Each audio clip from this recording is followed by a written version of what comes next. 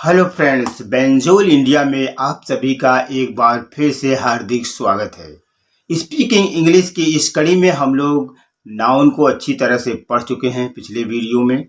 आज हम लोग प्रोनाउन की बात करेंगे। ज़्यादातर लोग सबको ये पता है कि प्रोनाउन का प्रयोग नाउन के स्थान पर किया जाता है, लेकिन थोड़ा सा यहाँ पे सावधानी से समझने की ये आवश्यकता है कि कौन सा प्रोनाउन नाउन के किस स्थान पे और कैसे उपयोग किया जाता है, इसे ध्यान से देखिए। पहले मैं आपको बता दूं कि ये जो नए व्यूअर जो बिगनर हैं उनको थोड़ा सा यहाँ जानने की आवश्यकता है कि प्रोनाउन का प्रयोग नाउन के स्थान पर कैसे होता है। मैं आपको एक सेंटेंस बता रहा हूँ। राम एक अच्छा लड़का है, राम मेरा फ्रेंड है। इसको लिखने के लिए हमें सेंटेंस बनाना पड़ेगा, Ram is a good boy, Ram is my friend. तो इस सेंटेंस में आप देख रहे हैं कि बात राम की ही हो रही है दोनों सेंटेंस में, लेकिन बार बार हमने दो बार कहा Ram is a good boy, Ram is my friend. तो जो एक बार जब हमने बताया कि Ram is a good boy, तो दूसरे सेंटेंस में भी ये अच्छी तरह से पता है कि बात राम की ही हो रही है। तो दूसरे सेंटेंस में राम इज माई फ्रेंड के स्थान पे हम कह सकते हैं ही इज माई फ्रेंड। तो जैसा आप देख रहे हैं कि राम के स्थान पर अब ही लग गया, तो इसी रिप्लेसमेंट को प्रोनाउन कहते हैं। इस तरह के ही कई वर्ड हैं, तो ये कहाँ पर कैसे यूज किए जाएंगे ये हम लोग आगे इसी वीडियो में देखेंगे। दोस्तों, प्रोनाउन कई प्रकार के होते हैं, जैसे personal pronoun, positive pronoun, interrogative pronoun, distributive pronoun, demonstrative pronoun, indefinite pronoun, relative pronoun, reflexive pronoun, emphatic pronoun. इस तरह से मेनली 8-9 प्रोनाउन होते हैं, जिनकी चर्चा हम स्टेप बाय स्टेप एक एक की करेंगे। इन सब को ध्यान से समझने की बहुत आवश्यकता है ताकि सेंटेंस स्ट्रक्चर में आप कोई गलती ना करें। तो सबसे पहले हम लेते हैं पर्सनल प्रोनाउन। पर्सनल प्रोनाउन होता है, पर्सनल प्रोनाउन मुख्यतः 7 होते हैं जो कि किसी व्यक्ति, वस्तु और स्थान के लिए प्रयोग किए जाते हैं। ये मूलतः 7 हैं: आई, वी, ही, सी, इट, दे। इसके अलावा यो, ये 7 जो है पर्सनल प्रोनाउन है, जो कि किसी व्यक्ति के स्थान या वस्तु के स्थान पे नाउन जो होते हैं उनके स्थान पर रिप्लेस होकर लगते हैं, जैसा हमने अभी एक उदाहरण में देखा। इनका प्रयोग हमेशा सब्जेक्टिव केस में ही होता है, सब्जेक्ट के स्थान पे इनका प्रयोग किया जाता है। और जब इनका प्रयोग ऑब्जेक्ट की जगह होता है तो इनका स्वरूप थोड़ा सा, मूलतः सभी का स्वरूप बदल जाता है। जब इनका प्रयोग ऑब्जेक्ट के स्थान पे होता है तो आई का वी हो जाता है, यू का यू ही रहता है, ही का हिम हो जाता है, सी का हर हो जाता है, इट का इट हो जाता है, इट ही रहता है, दे का हिम हो जाता है। अब हम बात करते हैं अपने अगले प्रोनाउन पॉजिटिव प्रोनाउन की। पॉजिटिव प्रोनाउन जो होता है उसमें अधिकार को व्यक्त किया जाता है। जब सेंटेंस ऐसा हो जिसमें अधिकार बताया जा रहा हो, जैसे whose book is lying there. यहाँ पे क्या है कि हुज जो है इस सेंटेंस में पॉजिटिव प्रोनाउन है जो कि बुक के अधिकार को प्रदर्शित कर रहा है। हुज पर्स इज दिस, यह पर्स किसका है। तो यहाँ पे जो है हुज एक जो है अधिकार को प्रदर्शित कर रहा है, इसलिए यहाँ पे जो हुज है वो आपका पॉजिटिव प्रोनाउन है। अब देखते हैं इंट्रोगेटिव प्रोनाउन। वह प्रोनाउन जिसका प्रयोग प्रश्न पूछने के लिए किया जाता है उसे इंट्रोगेटिव प्रोनाउन कहते हैं। जैसे whom, who, एक सेंटेंस देखते हैं, who is your ideal person. यहाँ पे जो है हु प्रोनाउन है जिसका प्रयोग प्रश्न पूछने के लिए किया जा रहा है, तो यहाँ पे हु इंट्रोगेटिव प्रोनाउन है। एक और उदाहरण देखते हैं, whom do you want to do this work. आप यह काम किससे करवाना चाहते हैं। तो ये जो whom do you want to do this work, whom यहाँ पे जो है प्रश्न पूछने के लिए प्रयोग किया गया है। और जैसा कि आप देख सकते हैं कि होम दूसरे सब सेंटेंस में ये नाउन के स्थान पे आया है। देखिए सब्जेक्ट में होम है, उसी तरह से हमने जो पहला सेंटेंस देखा हु, वो सब्जेक्ट के स्थान पे आया है। तो ये इंट्रोगेटिव प्रोनाउन है जो कि प्रश्न पूछने का भी काम कर रहा है, इसलिए इसे इंट्रोगेटिव प्रोनाउन कहते हैं। इस तरह के कई इंट्रोगेटिव प्रोनाउन होते हैं जिनका प्रयोग हम प्रश्न पूछने के लिए करते हैं, जैसे हु, होम, हुज, व्हाट। तो अब हम बात करते हैं डिस्ट्रीब्यूटिव प्रोनाउन की। वो प्रोनाउन जो संख्या सूचक होते हैं उन्हें हम लोग डिस्ट्रीब्यूटिव प्रोनाउन में रखते हैं। से everyone should love their wife. प्रत्येक को अपनी पत्नी से प्रेम होना चाहिए। देखिए यहाँ एवरीवन जो प्रत्येक को प्रदर्शित कर रहा है वो संज्ञा के स्थान पे आया है और ये संख्यात्मक वर्ड है। वह प्रदर्शित कर रहा है कि मतलब कितने लोगों की बात हो रही है। एवरीवन मतलब यहाँ सभी की बात हो रही है। तो इस तरह के जो वर्ड होते हैं उन्हें डिस्ट्रीब्यूटिव प्रोनाउन कहा जाता है। जैसे एक और उदाहरण देखते हैं, either of you can do this work. आप दोनों में कोई भी इस काम को कर सकता है।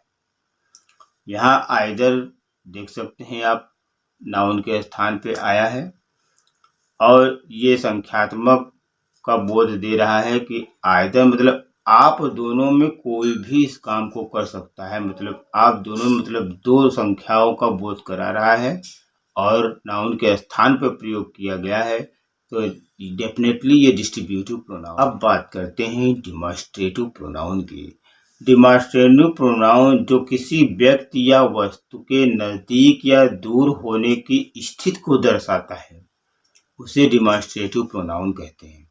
जैसे एक एग्जाम्पल देखिए, इज दिस योर बुक। क्या यह किताब आपकी है। आप देख सकते हैं कि यहाँ पे दिस जो है वह किताब की दूरी को दर्शा रहा है। किताब कहाँ है यह दिस प्रदर्शित कर रहा है, इसलिए यह डिमॉन्स्ट्रेटिव प्रोनाउन है। एक और उदाहरण देख लेते हैं, होज बुक्स आर दोज। यहाँ पे दोज इस बात को प्रदर्शित कर रहा है कि किन किताबों की बात हो रही, वो कहाँ है।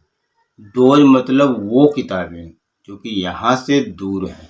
वो प्रोनाउन जो किसी खास व्यक्ति और वस्तु का बोध न कराकर किसी सामान्य व्यक्ति और वस्तु का बोध कराए उसे इंडिफिनिट प्रोनाउन कहते हैं। जैसे कि आइए थोड़ा उदाहरण से समझे तब समझ में आएगा। Anyone can do it. कोई भी इसे कर सकता है। एनीवन जो है यहाँ ये किसी खास व्यक्ति की बात नहीं हो रही है। एनीवन का मतलब कोई भी, तो ये किसी भी सामान्य व्यक्ति की बात हो रही है कि कोई भी इसे कर सकता है। तो इस तरह के जो शब्द होते हैं, इस तरह के जो प्रोनाउन होते हैं उन्हें इंडिफिनिट प्रोनाउन में रखा जाता है। जैसे some are happy and some are unhappy. कुछ खुश हैं कुछ नाखुश हैं। अब यहाँ पे सम किसी ऐसे पर्टिकुलर या विशेष व्यक्ति की बात नहीं कर रहा है। यहाँ जन सामान्य की बात की जा रही है, जहाँ जो है ये बोध कराता है वो कोई भी हो सकता है। कुछ खुश हैं कुछ नाखुश हैं, तो उसमें कोई भी वो हो सकता है, किसी खास व्यक्ति की बात में यहाँ नहीं कर रहे हैं। All that glitters is not gold।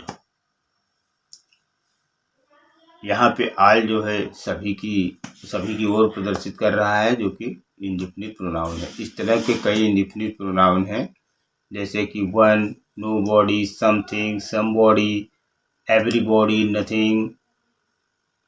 इन्हें ज़रा ध्यान से देखने की आवश्यकता है। ये सब चीज़ें आप रट नहीं सकते, आपको रटने की आवश्यकता भी नहीं है। अभी जो मैं आपको सिखा रहा हूँ, जो बता रहा हूँ, वो केवल बेसिक नॉलेज आपके लिए ज़रूरी है। जब आप फ्लुएंसी बिल्ड करने लगेंगे, जो थोड़ा थोड़ा जब आपको नॉलेज हो जाएगा और आप उस पर जब बोलने की प्रैक्टिस चालू करेंगे, तो जो चीज़ें तुरंत ज़रूरी हैं वो तो आपको पता रहनी ही चाहिए। फिर काफ़ी चीज़ें आप प्रैक्टिस के दौरान जब आप बोलना चालू करेंगे तो वो एक्सपीरियंस से भी ऑब्जर्व होती हैं। तो उसके लिए आप परेशान ना हों, अभी केवल जितना बताया जा रहा है आप उस पर ध्यान दें। बाकी जो है बाद में बताई जाएंगी। जैसे जैसे आपका स्टेज ऊपर होता जाएगा, सीखने का जब लेवल ऊपर होता जाएगा, तो आप खुद ब खुद चीज़ें एक्सपीरियंस से सीखते जाएंगे। अब बात करते हैं रिलेटिव प्रोनाउन की। रिलेटिव प्रोनाउन वो प्रोनाउन होता है जो पहले पूर्व में कही हुई किसी संज्ञा के बारे में बात को और जोड़ता है या उसके बारे में कुछ अलग नॉलेज देता है। जैसे कि आइए एक उदाहरण से समझते हैं, तब बात अच्छे से समझ में आएगी। जैसे कि a man who works hard gets success. जो आदमी कठिन परिश्रम करता है उसे सफलता मिलती है। तो अ मैन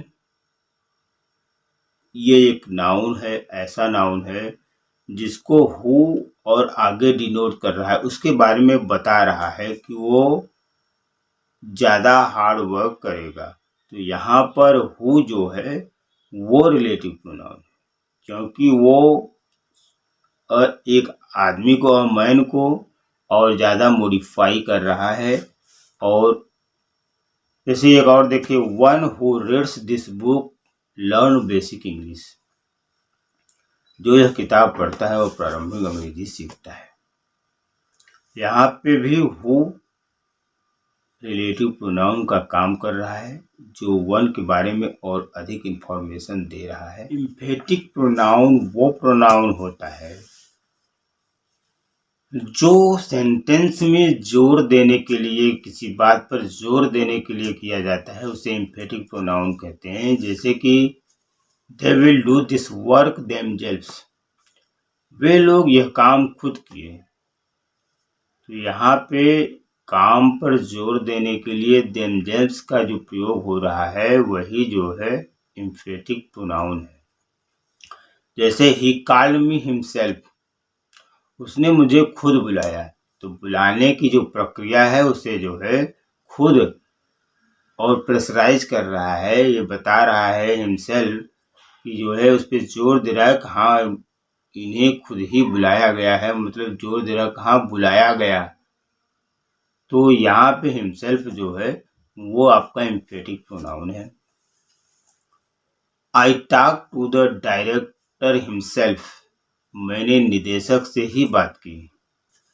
तो himself, myself, themselves, yourself, ये जो वर्ड होते हैं ये सभी एम्फेटिक प्रोनाउन की तरह यूज होते हैं।